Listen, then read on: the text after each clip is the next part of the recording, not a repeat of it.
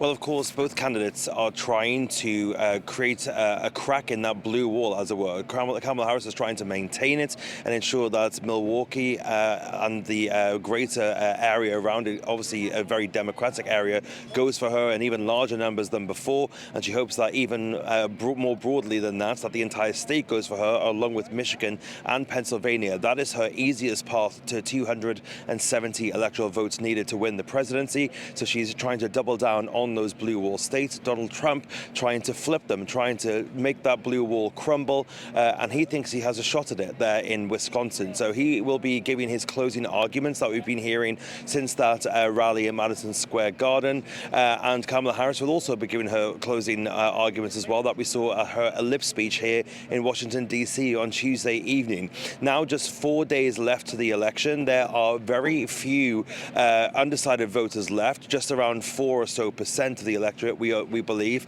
is currently still undecided. So Donald Trump and Kamala Harris are pushing for those remaining few undecided voters who could end up deciding this election. Remember that in the majority of these states, the last election was decided by tens of thousands of votes, in some cases just around 20,000 votes. So every single vote in these areas does matter, and both of the candidates know that. That's why both of them are on their final push, heading through these battleground states before Tuesday's election.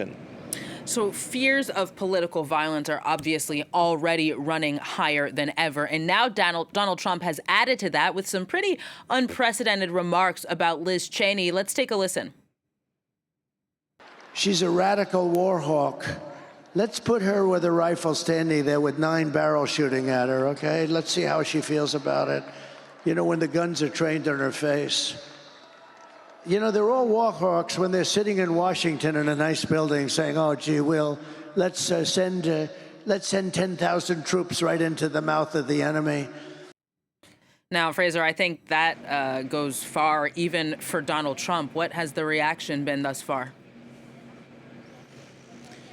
Well, the Trump campaign is, of course, saying that Donald Trump was speaking about war and that he was talking about Liz Cheney's propensity for war. However, that has not gone down well with the Democratic side of the electorate, as you can imagine. Now, just for some context, that answer was part of a response to a question by Tucker Carlson when he simply asked Donald Trump, what do you make of Liz Cheney, a hardcore Republican, campaigning alongside Kamala Harris? Well, his answer to that question was 14 minutes long and went on a bit of a meander, talking about January 6th, talking about Dick Cheney, Liz Cheney's father, and then, of course, the highlight, or rather low light, if you're looking at it from the other side, was that remark that he made about Liz Cheney there. Well, she has responded herself this morning, saying that she took to Twitter this morning, I should say, and said, this is how dictators destroy free nations. They threaten those who speak against them with death. We cannot entrust our country and our freedom to a petty,